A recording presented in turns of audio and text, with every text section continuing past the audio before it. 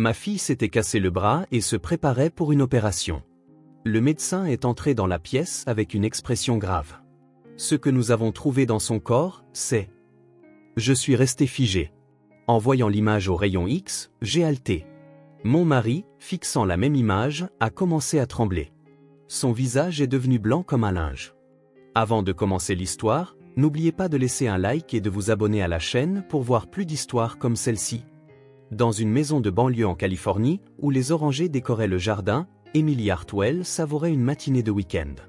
Un doux parfum de vanille s'échappait de la cuisine tandis que des crêpes dorées cuisaient lentement sur la plaque. C'était ces heures matinales et tranquilles qu'elle préférait par-dessus tout. « Maman, c'est bientôt prêt ?» C'était sa fille de 12 ans, Sophia, qui dévalait les escaliers. Ses cheveux châtains étaient attachés en queue de cheval et elle portait son pyjama rose préféré. Venant tout juste d'entrer en 5e, elle conservait encore son innocence enfantine tout en affichant de plus en plus d'expressions matures. « Encore 5 minutes. Tu peux aller réveiller papa ?» Sophia hocha la tête avec énergie et remonta à l'étage. Emily sourit en retournant la 3e crêpe. Mariée depuis 15 ans, ces matinées de week-end décontractées représentaient le plus grand bonheur de sa vie. Peu de temps après, Michael apparut dans la cuisine, les yeux encore ensommeillés. Son mari travaillait comme ingénieur système dans une entreprise informatique. Comme il travaillait du matin au soir en semaine, les week-ends étaient un temps précieux à passer en famille. « Bonjour, chérie. » Michael déposa un léger baiser sur le front de sa femme et se dirigea vers la cafetière. Ses cheveux courts étaient légèrement en bataille et il portait un vieux t-shirt et un pantalon de pyjama, mais Emily le trouvait attachant. « On avait prévu quelque chose pour aujourd'hui ? Sophia a dit qu'elle allait faire du roller avec des amis cet après-midi, tu te souviens ? La mère d'Alicia vient la chercher, répondit Emily en disposant les crêpes dans une assiette. Michael fronça légèrement les sourcils. Alicia ? C'est qui, cette fille ? Elle est dans la même classe, je t'ai déjà parlé d'elle. Emily comprenait la nature inquiète de son mari. Elle est très polie et a de bonnes notes. Sa mère est aussi une personne très gentille. Lorsque les trois prirent place à la table de la salle à manger, Sophia commença à parler avec enthousiasme de ses projets pour la journée. Je vais au nouveau skatepark avec Alicia et Cathy. On doit s'entraîner parce qu'on fait une démonstration de roller pour la fête de l'école. Fais attention, dit Michael d'un air sérieux. Ce serait terrible si tu tombais et que tu te blessais. Tout ira bien, papa. On est déjà forte, répondit Sophia avec confiance. Le prof nous a même félicités en cours de sport l'autre jour. Emily essuya le sirop sur la joue de sa fille, savourant son bonheur. Parfois, elle trouvait Michael un peu surprotecteur, mais elle comprenait que cela venait de son amour pour leur fille. Il y a la kermesse à l'école samedi prochain. Tu viendras aider, maman ? Bien sûr. Qu'est-ce qu'on pourrait préparer ? Ta tarte aux pommes serait géniale. Tout le monde dit que les gâteaux faits maison de maman sont vraiment délicieux. Michael sourit à son tour. C'est vrai, la cuisine de ta mère est la meilleure. Après le petit déjeuner, Sophia retourna dans sa chambre pour finir ses devoirs. Emily discuta des plans de la journée avec Michael tout en faisant la vaisselle. Pourquoi tu ne viendrais pas faire les magasins avec moi ? Suggéra Emily. J'aimerais regarder de nouveaux rideaux.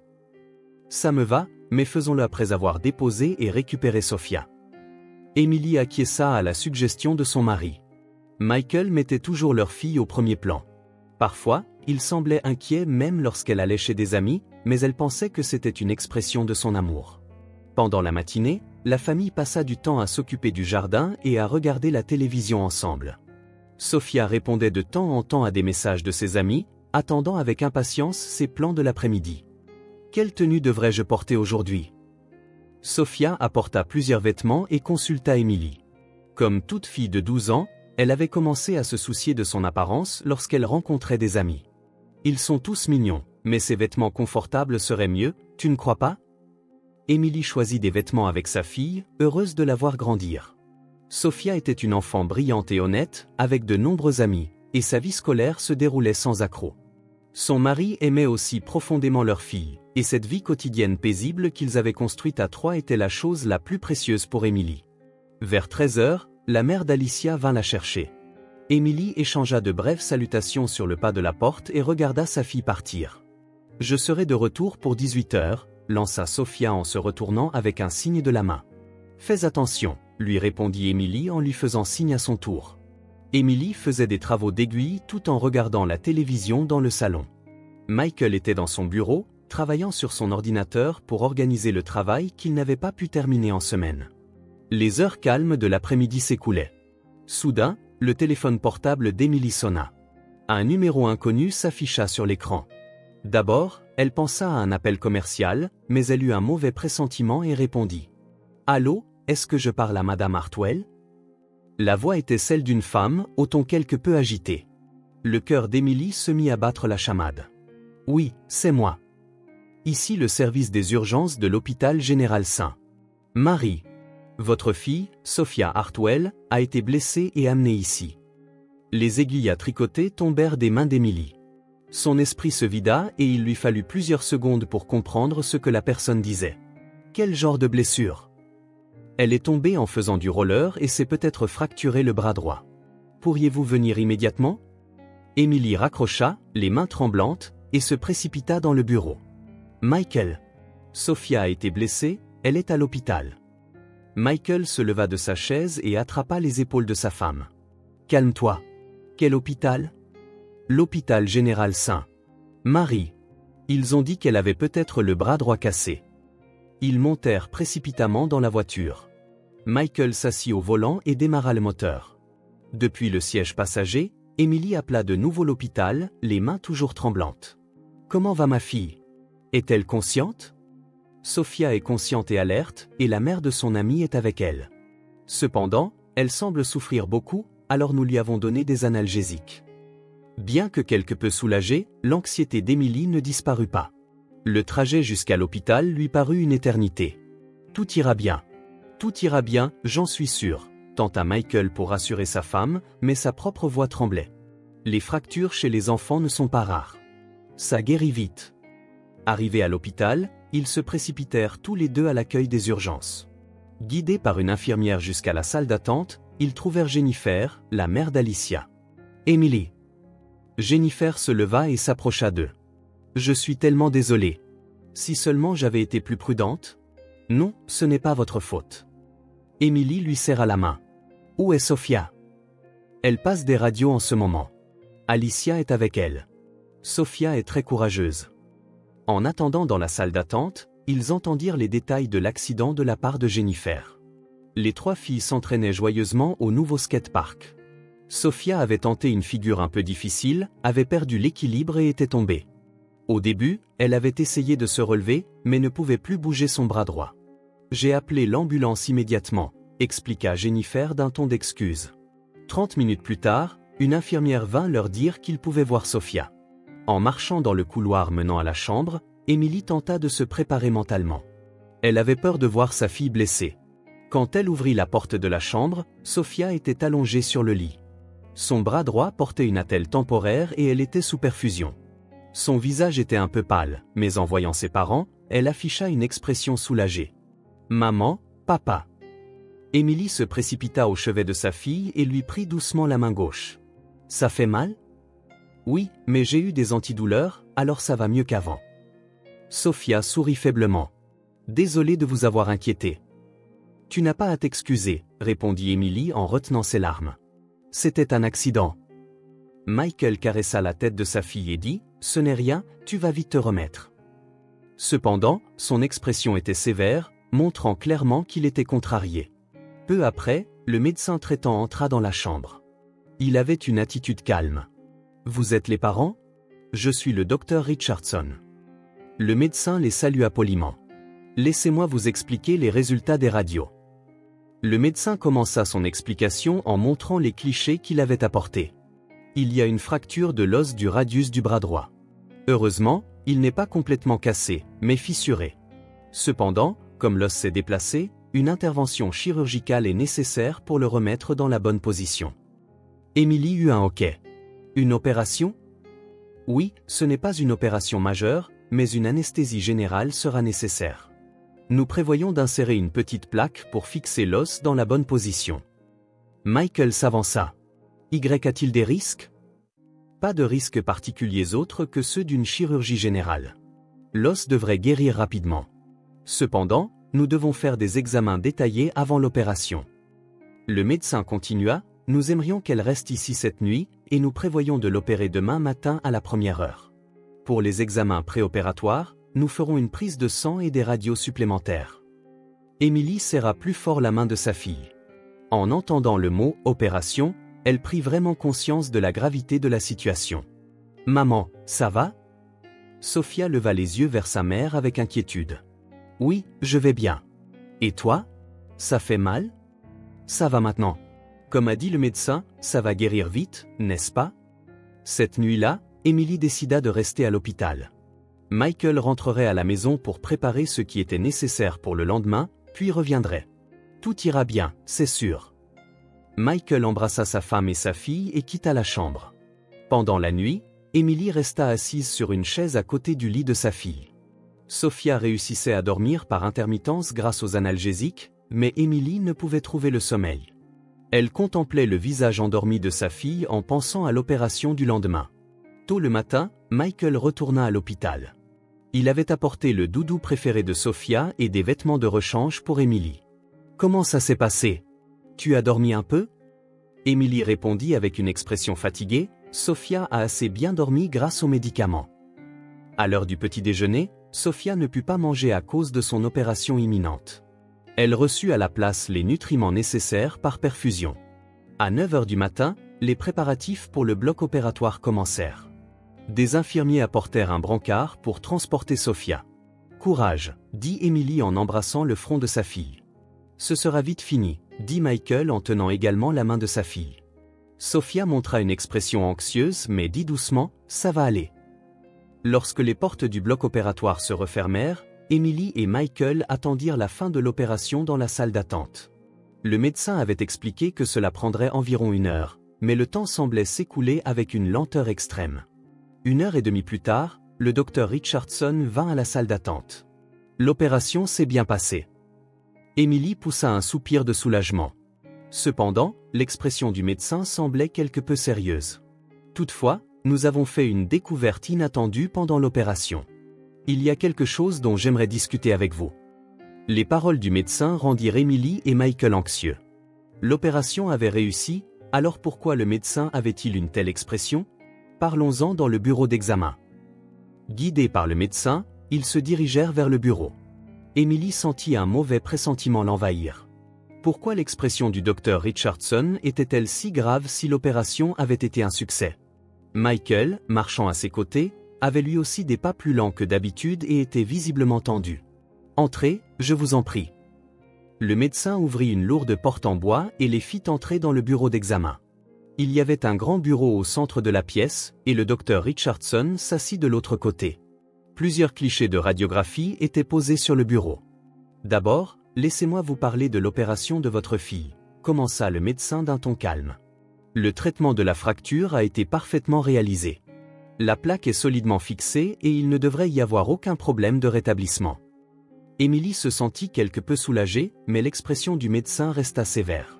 Cependant, le médecin marqua une pause, « Nous avons découvert quelque chose d'inattendu pendant l'opération. » Le médecin prit un cliché sur le bureau et le leur tendit. « S'il vous plaît, regardez ceci. » Émilie prit l'image et l'examina avec Michael.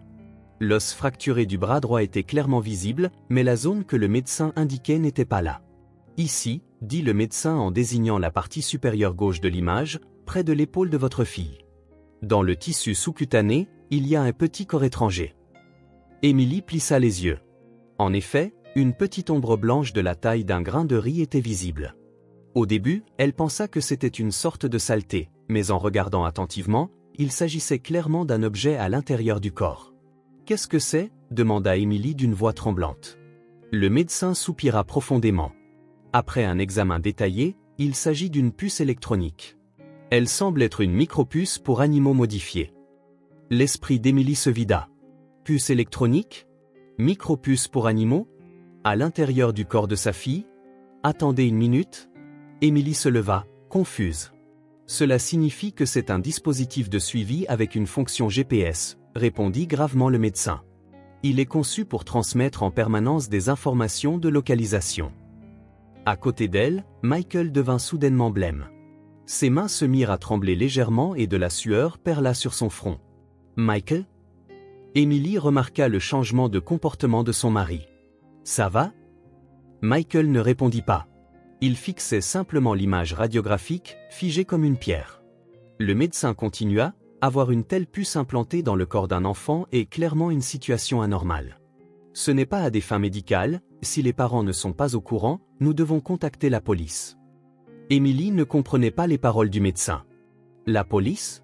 Pourquoi la police était-elle nécessaire ?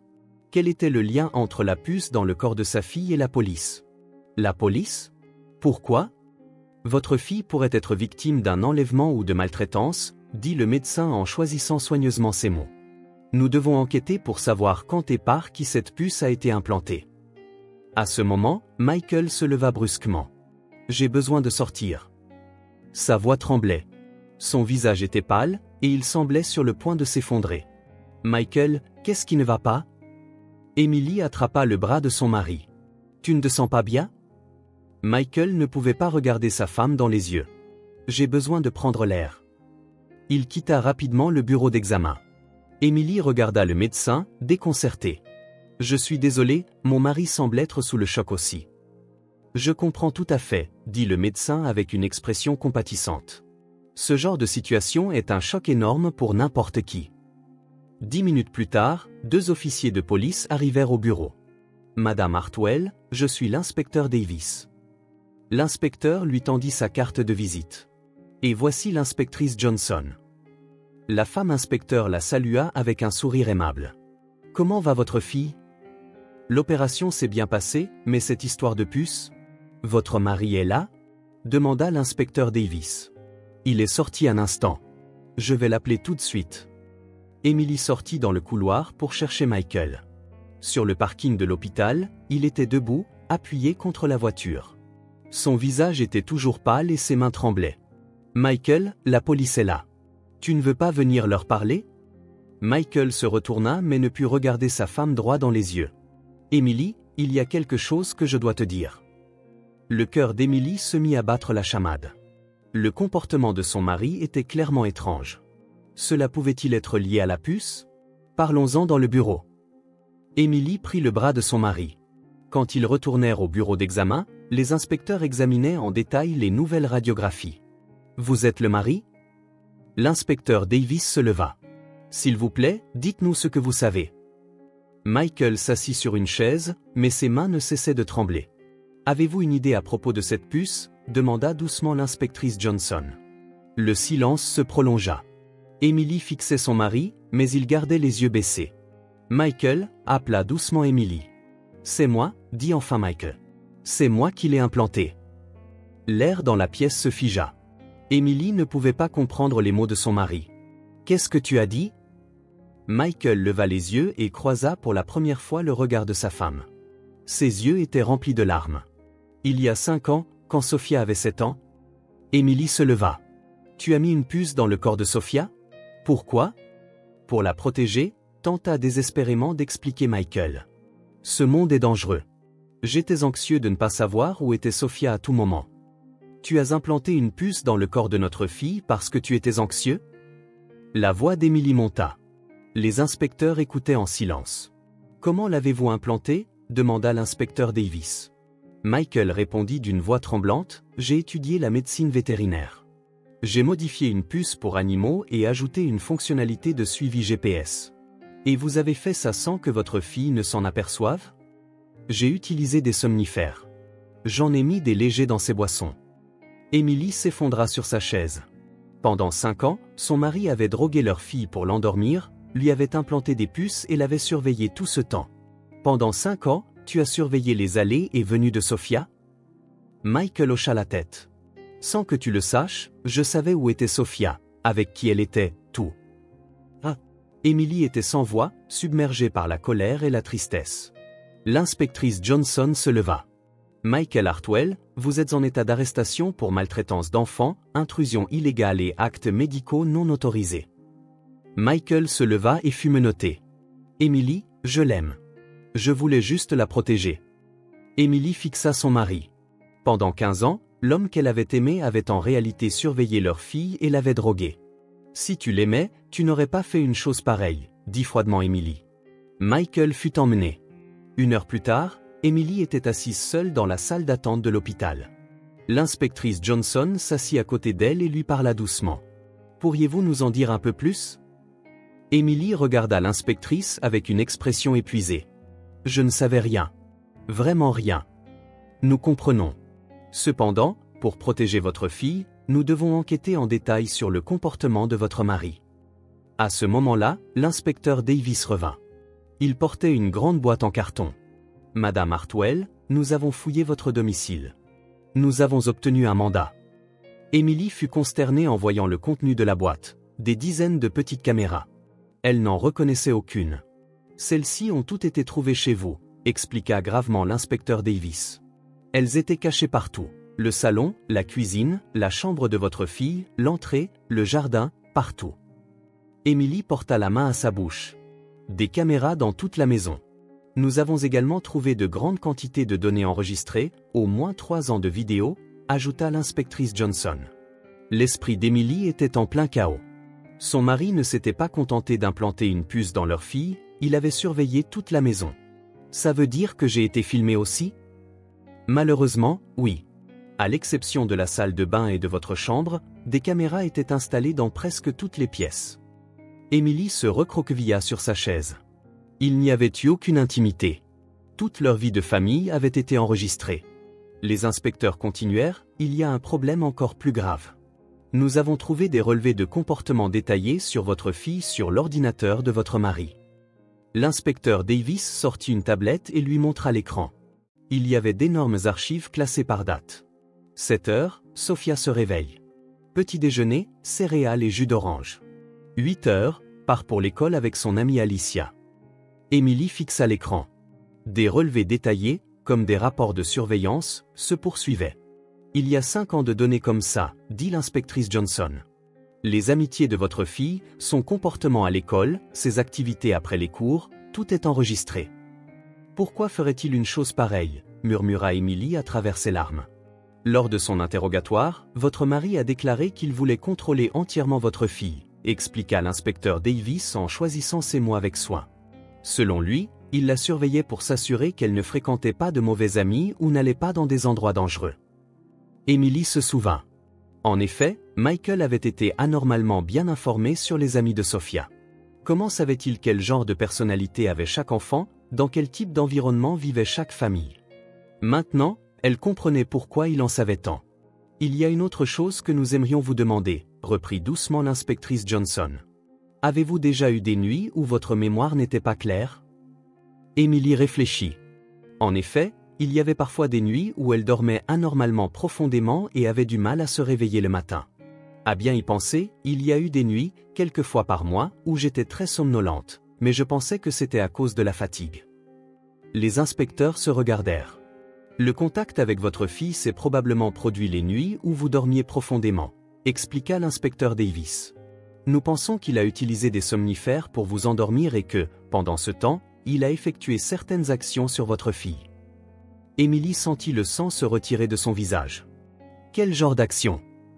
La maintenance de la puce, l'installation et le remplacement des caméras et... L'inspectrice Johnson marqua une pause pour reprendre son souffle, un endoctrinement psychologique de votre fille.